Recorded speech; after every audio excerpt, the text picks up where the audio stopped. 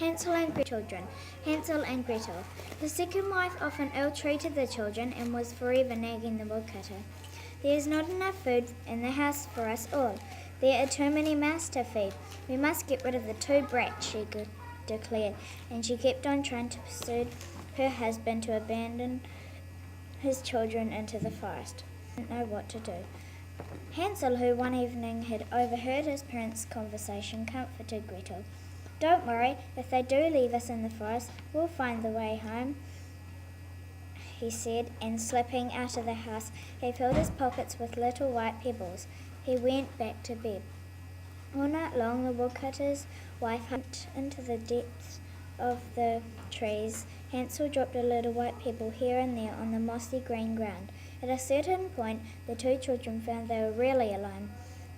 The woodcutter had plucked up enough courage to desert them and had mumbled an excuse and was gone.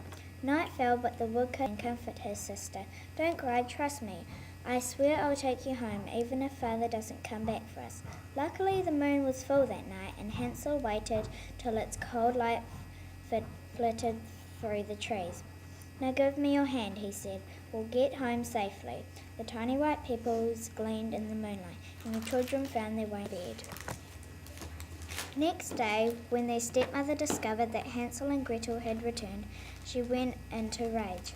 Stifling her anger in front of the children, she unlocked her bedroom door, reproaching her husband for failing to carry out her orders. The weak woodcutter persisted, torn as he was, kept Hansel and Gretel under lock and key all day, with nothing for supper but a sip of water and some hard bread. All night husband and wife quarrelled, when dawn came the woodcutter led the children out into the forest. Hansel, however, had not eaten his bread, and when they saw him, they flew along behind, and in no time at all had eaten all the crumbs. Again, with a lame excuse, the woodcutter left his two children by themselves.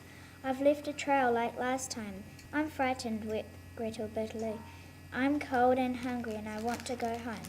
"Don't be afraid. I'm here to look after you," Hansel tried to encourage his sister, but he too shivered when he glimpsed frightening shadows and evil eyes around them in the darkness.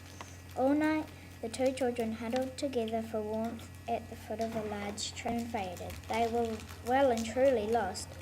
On they walked and walked, till suddenly they came upon a strange cottage in the middle of a glade. "This is chocolate," gasped Hansel as he broke a lump of plaster from the wall. "And this is icing," exclaimed Gretel, putting another piece of wall in her mouth. "Stop," said Hansel with her mouth full. She had never tasted anything so nice. "We'll stay here," Hansel declared, munching a bit of nut. They were just about to try a piece of the biscuit door when it quietly swung open. "Well, well," said an old woman, peering out with a tooth, went on the old woman. Unluckily for Hansel and Gretel, however, the sugar candy cottage belonged to an old witch, who trapped for catching unworthy victims. The two children had come to a really nasty place. "You're nothing but skin and bone," said the witch, locking Hansel into a cage. "Make a meal of you too." As luck would have it, the witch had very bad eyesight, and when Gretel smeared butter on her glasses, she could see even less. "Let me feel your finger," said the witch to Hansel every day to check if he was getting better. Now Gretel had brought her brother a chicken bone and one plum. One day the witch grew tired of waiting. The witch got tired of waiting so much that she fell in a deep sleep. The key was on a jar on top of the highest cupboard.